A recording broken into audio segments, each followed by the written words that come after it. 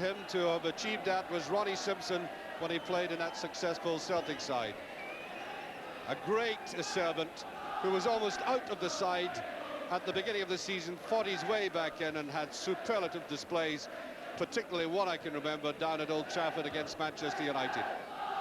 Now, immediately in front of him this afternoon is a rather odd, if not to say bizarre, Dundee United selection forced on them by injury and suspension. For example, they have two youngsters in central defence, with John Clark at number 5, who's basically a striker, but who played in defence last week, and young Beaumont. And then up front, we have the likes of Alec Taylor, who's playing remarkably well, and Gordon McLeod, 17 years of age, making his debut today, with in midfield players like Ralph Milne, and at full-back, Stuart Beattie, who scored that remarkable goal against Aberdeen in the semi-final. That is some formation. And the whistle is in the mouth of Douglas Downey of Edinburgh, ready to start the game on a pitch which looks very bare in the middle. Rangers team selection, by the way, is a bit unusual as well, with so many injuries and suspensions. We have Bobby Russell, of course, playing in the team, and Ferguson coming in there, Eric Ferguson. Burns and Monroe, the full-backs. That was Burns, and it's a throw to Rangers.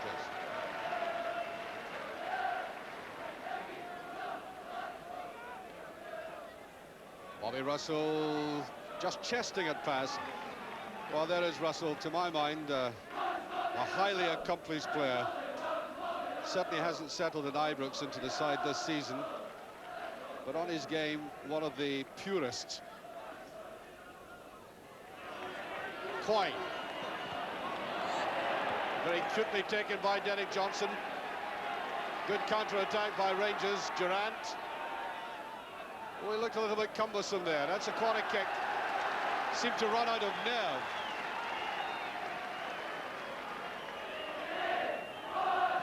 Fritz taking it. Derek Johnston. Durant. And it slides away. But the first two real efforts in the match, the Rangers, after 7 minutes, with that very good header by Derek Johnson. Very packed defence, finding it difficult to get through, and ending with that Durant shot.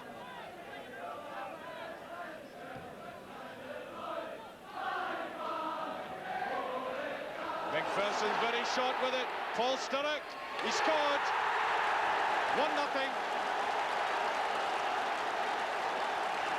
And you cannot give Paul Sturrock chances like that and think he'll miss them. He was very sharp onto that really atrocious pass back. And look at that, that's a delicate finish. It certainly had plenty pace, but it was well under control. After 7 minutes, United are 1-up. Fritz. Good run forward by Durant. Yes, youngster with an old head on his shoulders. Obviously an intelligent player. If used properly, he will be an asset to Rangers. Here's Johnston. Time to bring it down and away by Beaumont easily.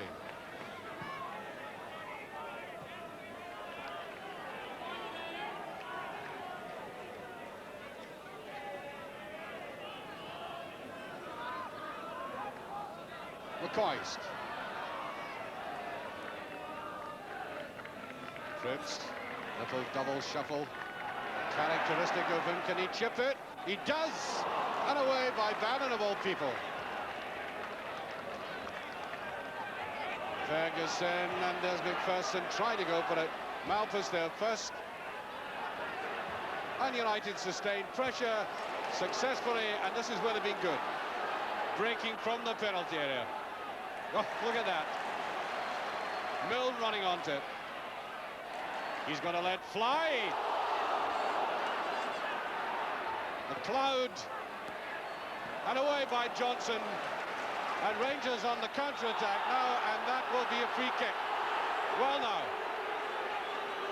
I mean, you cannot get more classical Dundee United play than that. Using speed, accuracy in the pass, and then the final shot, which Walker just got behind. Nice touch by Burns, Bobby Russell. Good follow-up by Burns. Good run. Burns trying to go through on his own. Superb play by the Rangers fullback. Delighting a very sizable Rangers support. The kind of aggression with skill that they're looking for in the side. Russell. There's Burns again. He's onside. He's got to measure it well. And he does. And that's it. No. Off the line. Ferguson. Couldn't put it in. It looked easier to score. A remarkable miss there. That ball deceived everybody. I don't think it's quite what the fullback intended. Right across the goal. Could have gone in the first time. And then that chance by Ferguson, it lacked precision on the final touch. Coyne. Is judged to have been fouled. Free kick.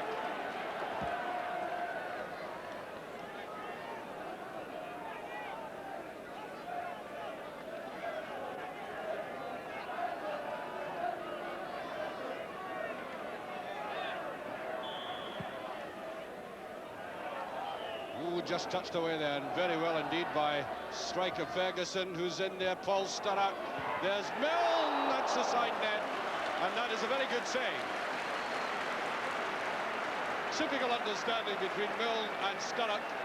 Sturrock laying it back to him, and that was the quickness of the entry of Milne there that deceived everybody, but the Rangers goalkeeper did well to parry it. There's Clark. 2-0, absolutely no cover at all, and the big defender does what he's been asked to do previously in the season as a striker, get into the right position at the right time and score the right kind of goal. 36 minutes gone, 2-0. A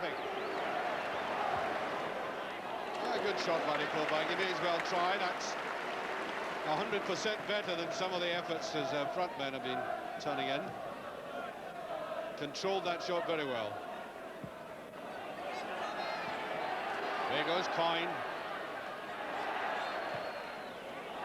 Through to Sturrock. Oh, that's a very good save. Oh, it was a good save, and I wonder if the referee is giving a free kick for the tackle of the goalkeeper. No, he's not. It's a goal kick, so that was a miss. Well, the referee's enjoying all that. That was another dreadful slip of the Rangers defence. Sturrock had that opportunity, but very good goalkeeping by Walker, suffocating that.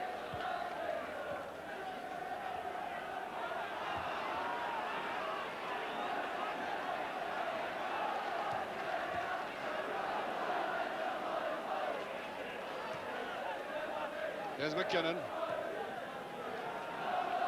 Fritz. Oh, it's a great effort by the Swede. That's the way to take him. Okay, it was off the mark, but there was a hint of adventure in the way he went after that. Lashing out at it. It was controlled all right, but just to the side of the post.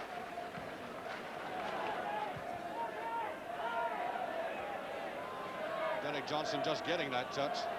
There goes Bobby Russell to Pritz, who's promised something for Rangers this afternoon. Look at McAlpin. Oh. He was right out to that, much to the surprise of that defence.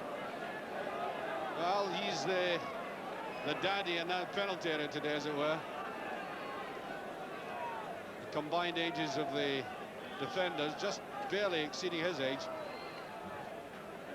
There's a header by McPherson, and a bit unfortunate that time. Good timing, good jump. The elevation just slightly over, slightly underneath that he got.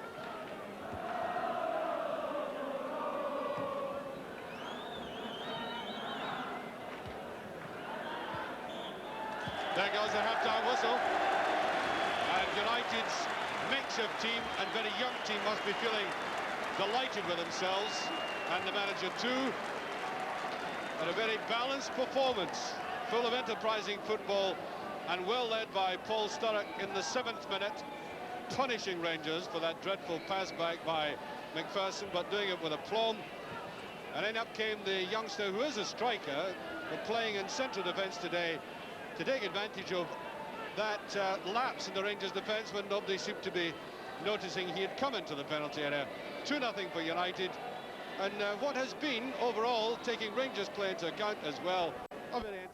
My motto is just to work as hard as I possibly can and make sure that everybody in the club is working as hard as they possibly can. And at the end of the day, if you get this, then most of the time you're not too far away.